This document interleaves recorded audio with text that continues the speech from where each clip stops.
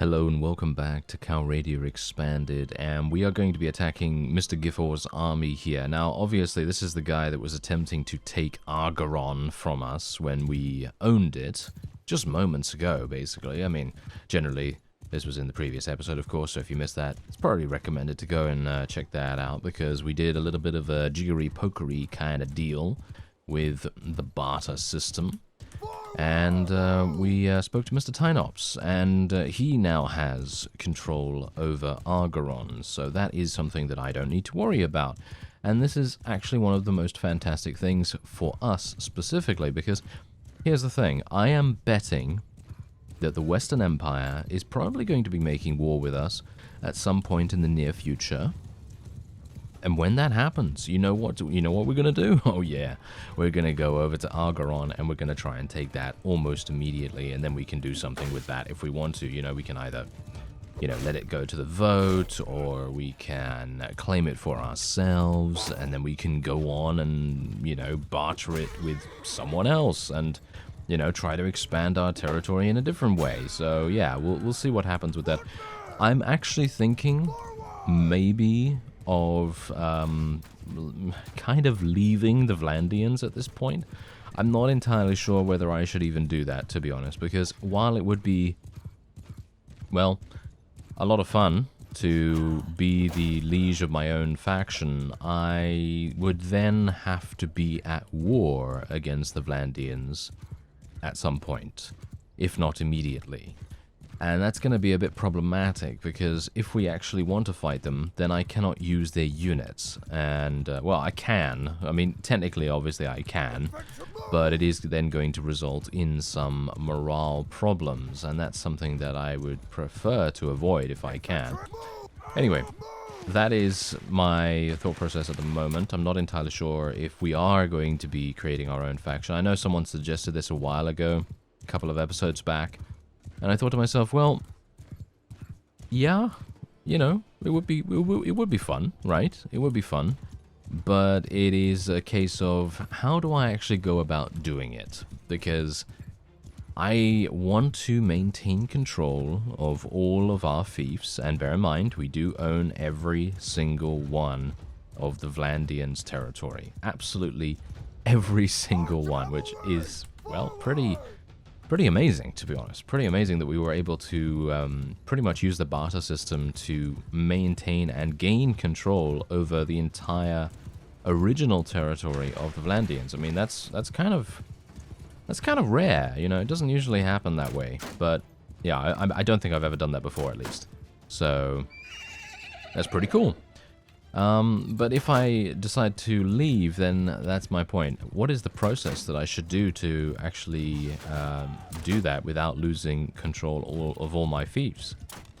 And that's the thing that I need to work out. So I'm going to try and see what I can do about that, because I know how to do it normally, but that is when I don't usually have have any fiefs to really speak of, and it doesn't really matter whether I lose them or not, and I'm a little bit more reckless at that point. But I am kind of a bit cagey about maintaining control over those fiefs, and I'm a little paranoid about it, to be honest. I kind of think to myself, what am I going to do about this? Because I really don't want to lose any of them, if at all possible. So yeah, I think maybe I can just leave. Can I just leave, and then it's gonna give me a warning message? At least I hope it will give me a warning message. If it doesn't give me a warning message, then, well, I don't know. I don't know really what's going on with that, because I feel like it should, right? It should definitely give me a warning of some kind. It should say, oh, you're gonna lose all your, all your fiefs if you decide to go through with this particular decision, and so on.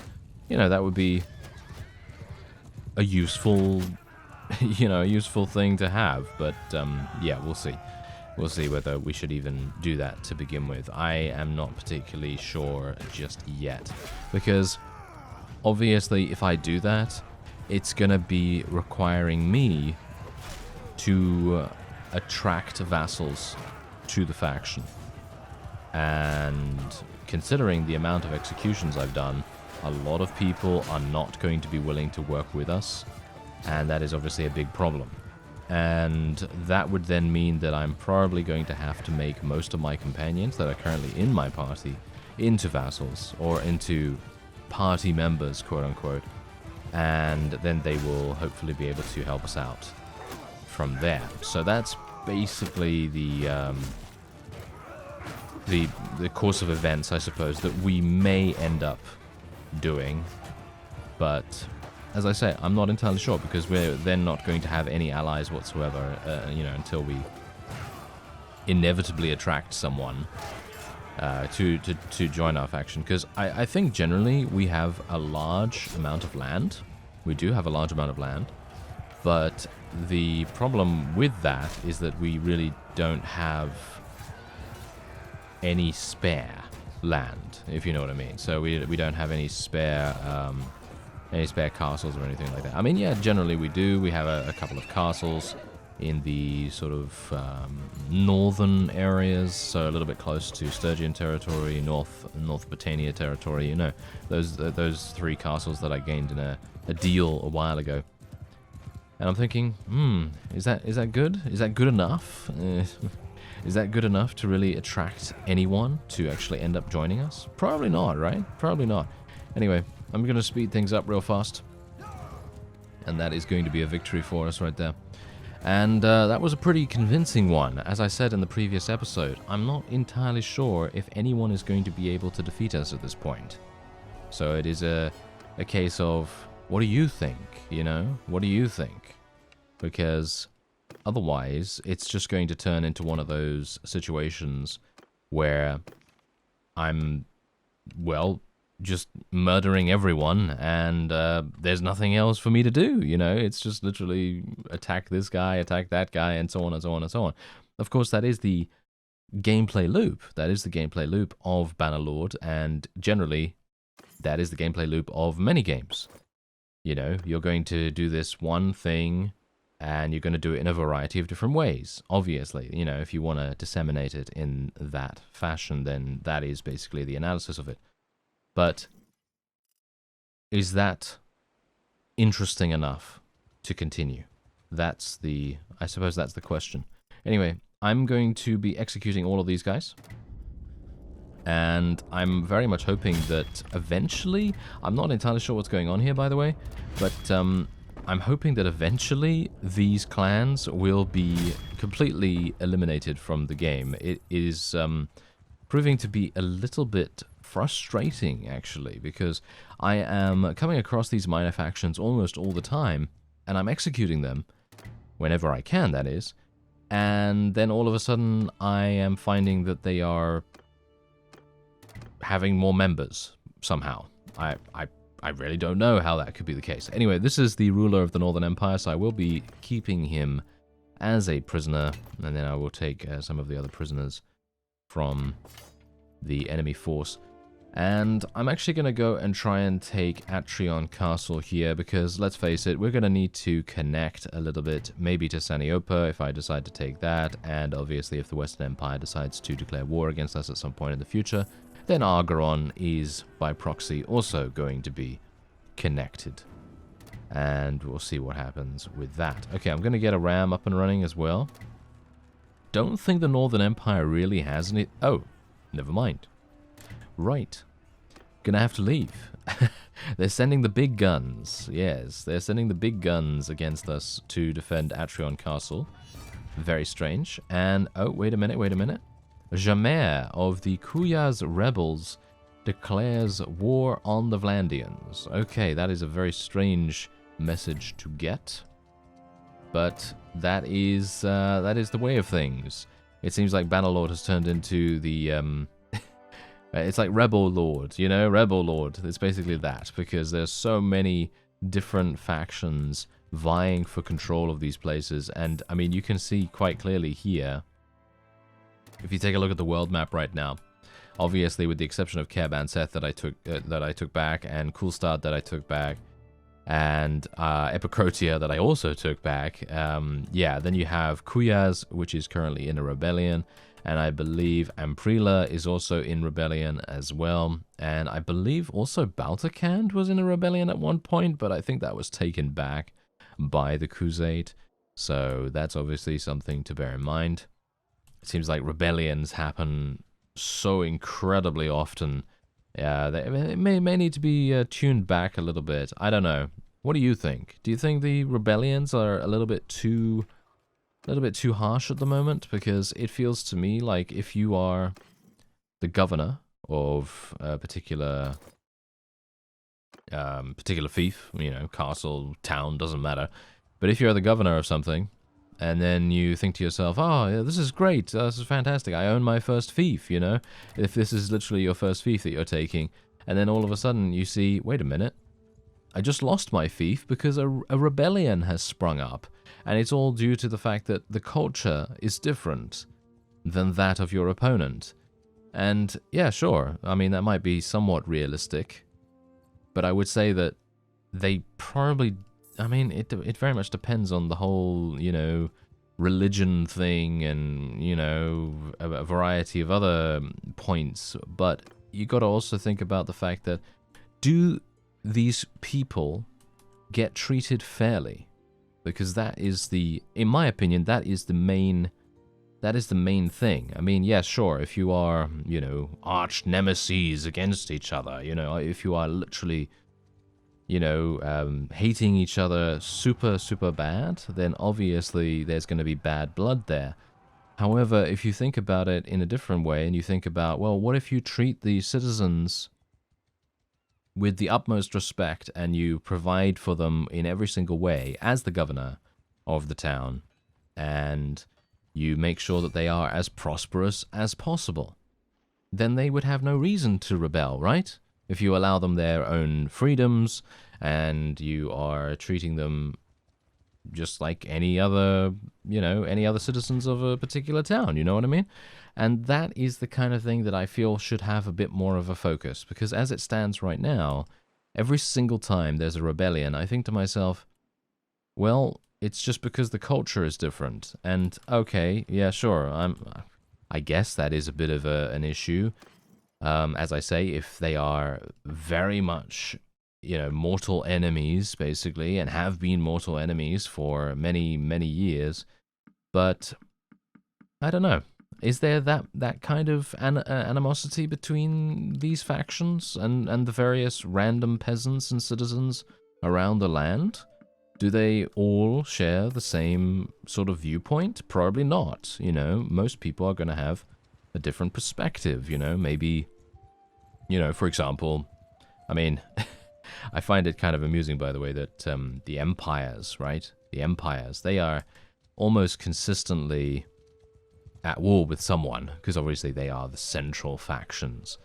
But just think about, wait a minute, do the Southern Empire and the Northern Empire fight each other? I mean, do these guys actually fight each other? I think they do, right? I actually need to check that. Let me actually just take a quick look at the diplomacy screen. Okay, so let me have a look.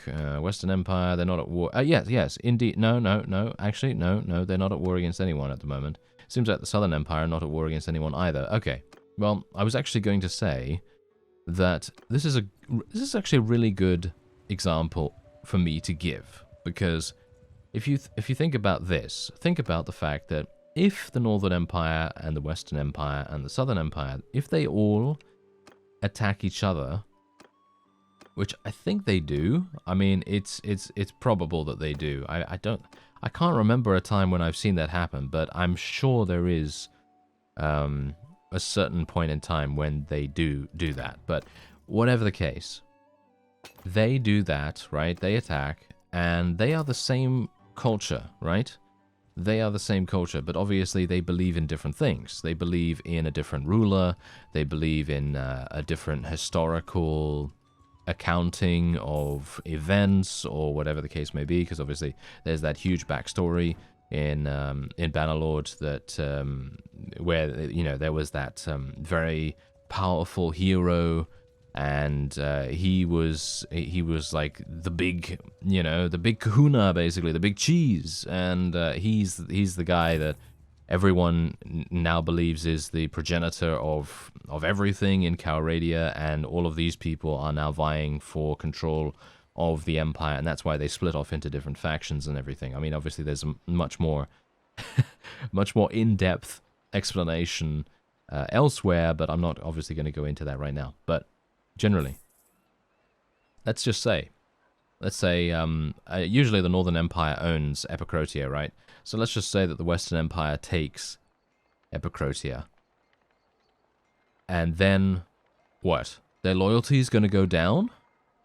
No, it's not going to go down, because from a gameplay perspective, they are the same culture. And this is why I'm actually trying to get at that point. I'm trying to say, hey, you know, I feel like the loyalty system needs to just be changed a small amount, not a massive amount, because I actually think the loyalty system is cool. I like the fact that there can be rebellions as well. I like that. I like that fact. But the main problem is the whole culture differential, because, as I say, if you are an empire culture, which is probably the best thing a player character can actually be, if you want to min-max and you want to create one of the best characters ever, it's probably a really good idea for you to be from the empire culture, because most of the fiefs in the world are going to be empire-based, right? They are going to be empire-based, so that makes the most sense, right? So, in my opinion, that just needs to be tweaked a little bit, you know? Just needs to be changed a small amount to make it so that the culture difference does not make too much impact. And instead of that, it should be other factors should be having more of an impact. For example, whether the town has food, for example. You know, that's obviously something that's pretty important for everyone. You know, having food, having, I don't know, security. Security could be very, very useful for trading towns and trade routes and so on and so forth. And I think that generally, that's the kind of thing that I feel, as I said before, should have more of a focus than just the fact that the culture is different. Yes, okay, I think definitely there should be, I don't know, a slight negative to someone occupying your town, because let's face it, you know, there are going to be cultural differences, and in general, you're not really going to be pleased to see enemy troops marching through your streets, right? Obviously, that's not something that you want to see as a native of a particular town or culture. And, you know, you really don't, for example, as a Botanian, you really don't want to see the Vlandians, you know, moving in and parading around all their lances and so on. But that's the point. In my opinion, as I say, if the governor is actually looking after the town appropriately, making sure every citizen has enough to eat, making sure there's enough security so that bandits are not going to be preying upon them and every other manner of unsavory individual, then I think that that could be really good, and that is going to be a much more realistic viewpoint of how loyalty could be handled. Obviously, this is all just a suggestion, and this is not something that is incredibly important, but it's just something that I felt, hey, you know what? Maybe this is something that other people also think may, you know, could use a little bit of a change. And yeah, obviously this is really, it's such a minor thing, but generally I feel like it really makes a huge difference. I mean, I don't know whether you've noticed, but we are literally still having massive amounts of rebellion. You see Epicrotia, obviously we were just at Epicrotia, and it has been lost once again due to a rebellion, which is, well, I don't really care about it, personally. That's not something that is really going to affect me, but it is going to affect the overall state of the world map. And while that's fine and everything for immersion, atmosphere, and all that stuff, I'm perfectly fine with it being, you know, in rebellion. But did the governor take care of the town? That's the point. That's the question right there. Anyway, I'm actually going to be making my way over to Diathma. I just wanted to return to Vlandian territory, and we are going to attempt to take Diathma, because I think it was actually just taken by the Northern Empire, and they are attempting to take Resource Castle as well, by the looks of things. I'm actually going to need to trade this away, so I'm actually wondering, can I speak to someone and get a castle? Let me see. Can I actually get a castle here? Thractori Castle? Who owns that? In Gyphor. Okay, he is not contactable at the moment. That's not particularly good. What about Inveth Castle then? Inveth Castle. Trying to get things... Oh no, it's Dirthart himself. Ugh. Yeah, I'm trying to get fiefs really close to Vlandian territory. That would be the best. Okay, here we go. This is fantastic. So now what I can do is I can hopefully speak to Dirthart. Let me see now. Let me see. Where is it? Resource Castle. Did I go buy it? Yes, I did. There it is. Okay, yeah, he's perfectly happy to trade this. He is not happy to trade 2 for 1. You know what? You know what I'm gonna do? I'm gonna take all of his fiefs, yeah? I'm gonna take all of his fiefs. It's gonna cost me 1.2 million. Right. Okay, yeah, sure. I think that's actually fine. Am I okay? Wait, no, wait a minute. Let's not do that just yet. Let's not be too hasty. Let's give him something else. Because I'm thinking maybe we could give him something like Cool Start. That sounds pretty good. Loyalty is always a problem in Cool Start. Then I can literally save myself almost 1 million gold. Very happy with this, actually. Yes. I am happy with this. Okay, that is, in my opinion, that's a good deal. In my opinion, that's good. And we're going to see Resource Castle be taken very, very soon. And then I really don't have to worry about it, which is just fantastic. It's really nice to be able to do that. And generally sending messengers as well. Oh, such an amazing quality of life improvement. I believe that is from a mod, though. I don't think that is actually from the base game. I don't think it is from the base game. But maybe they changed. Maybe they changed it. I actually have no idea. But yeah, anyway, let's just go into the marketplace here. This is my own town. I should probably take a look, actually, at the town improvements. I think I can actually look at the town improvements through the improved garrisons menu. I'm actually not entirely sure about that, but I might be able to access it through there, and then I can access my own improvements and just do that remotely. That would be really, really nice. But you can see here, look at this. We have an overabundance of food, which is fantastic. Our prosperity is absolutely amazing. Our security is okay. I mean, well, our security is not great, but it is enough. You know, it's fine. And I'm going to be actually working on some things here. This is obviously one of those newer towns that I was not really in the vicinity to sort of manage a little bit. So yeah, that's obviously a bit of a problem there. But oh well, never mind. Okay, so Varchek has also been taken. Oh yeah, by the Sturgians. Okay, well that's obviously interesting. Well, we have a lot more time to deal with the Sturgians because of the war exhaustion, but I'm going to go over to Diathma now and we'll see what's going on there. Ah, look at that. We are passing by Resource Castle and it has just been taken, which is to be expected, of course. We knew that that was going to happen. Okay, so Diathma does have a pretty significant garrison, but I think we should be okay. I mean, my units, oh, okay, apparently... Apparently we are not going to be allowed to do this siege.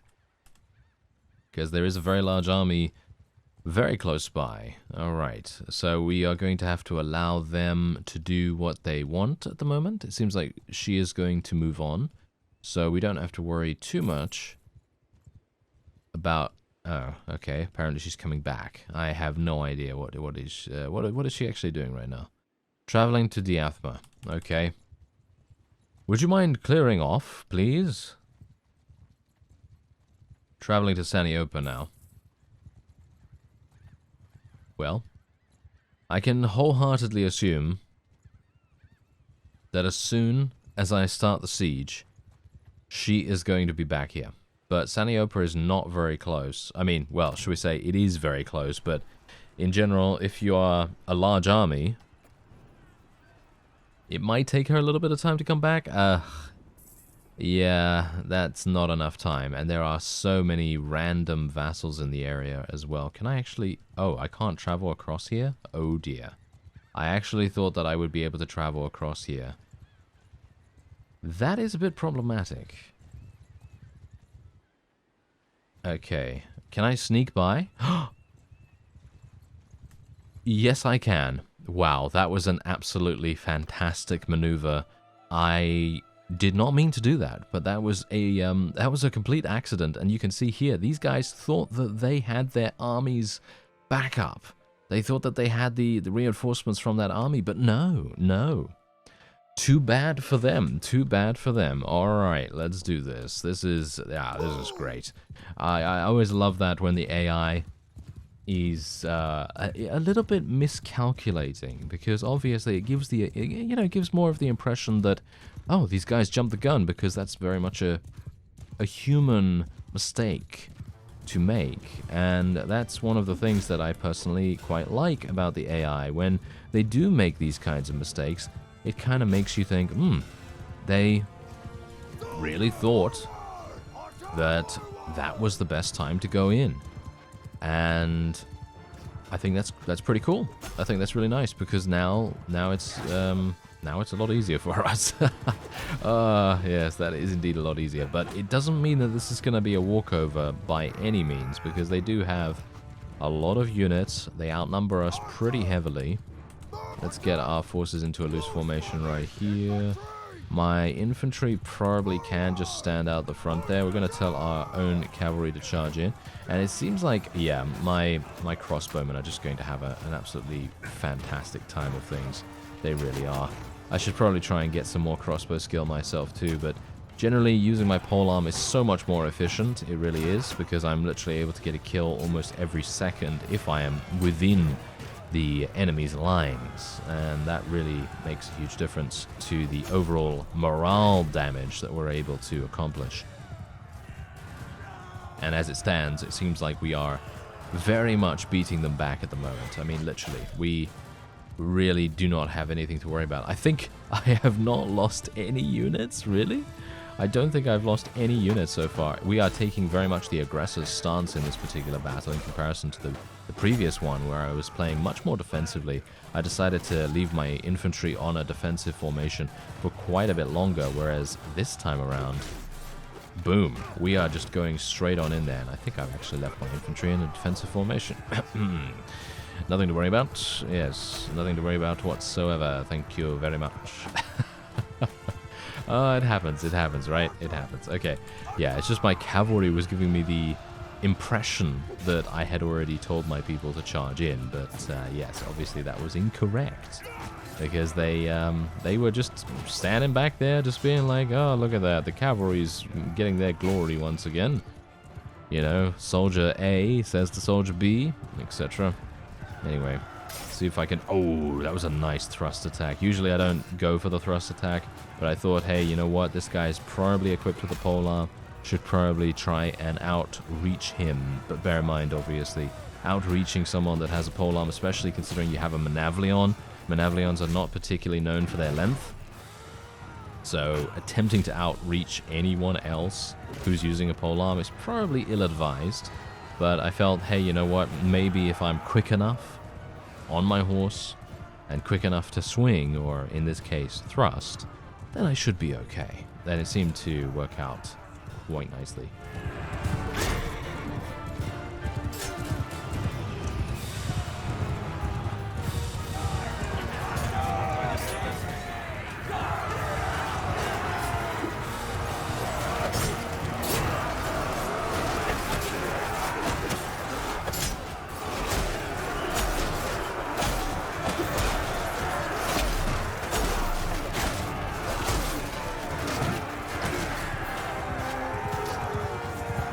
And it seems like that is indeed it. Yeah, there doesn't seem to be anything else. Now, I'm actually going to take a look. It seems like most of the enemy vassals are actually from minor factions, or at least 2 out of 6, I believe, are. So, well, we know who we're going to be taking prisoner then. Oh no, this guy's actually from a minor faction as well, so it's actually 3 out of 6, so 50%. That is pretty cool. Let's do that. This guy is from, yeah, he's from there. Okay, as I thought, this guy, we know him very well. And Farzana, I believe, is an Azar... Wait a minute. Yes, she is indeed an Azarai, an Azarai vassal, but it seems like she has left. Or she married Encurion. I'm very surprised. Okay. That is... I don't think I've seen that before, actually. I don't think I've seen any vassal marrying another vassal and then actually seeing them in battle. I don't think I've actually seen that. Usually they are noble ladies that don't participate in battles that often, or if they do, then I just did not realize when I encountered them. That is actually a pretty fantastic feature, in my opinion. I think that's super cool because being able to see the changes in the game world is just a magnificent feature. Really, really fun. But obviously, they have been defeated, so they're not going to be too pleased. And I'm gonna actually donate this. 28,000 experience is, in my opinion, worth it.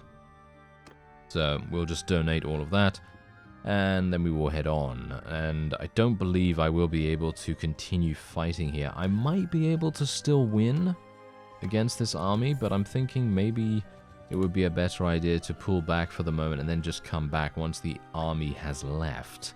At least maybe that would be a good idea. Anyway, it seems like my crossbow skill is now maxed out, as you can see right here. I have leveled up, so I do have a focus point to spend. What do I want to spend it in, though? That is the point. Do I want to spend it in medicine? Or do I want to spend it in something else? I'm thinking... yeah, I'm not entirely sure. I'm thinking riding skill at the moment. I mean, everything is kind of maxed out pretty harshly. I mean, I could also go for engineering. Engineering, in my opinion, is super slow for some reason. We have a good learning rate, but it doesn't seem to be really helping us that much. I mean, I've got 3 points in this. Could be because of my intelligence rating being so low. And speaking of that, I'm actually going to put my attribute point into control, because that is then going to help my crossbow level up a little bit more. I think I'm actually going to put this in smithing. I'm going to put this in smithing because I still want to get Enduring Smith, which increases my endurance by 1. And that's going to be kind of useful. So I'm going to do that, I suppose. And then we'll just have to do a little bit of smithing to increase that. Oh, even more enemies coming in. Okay.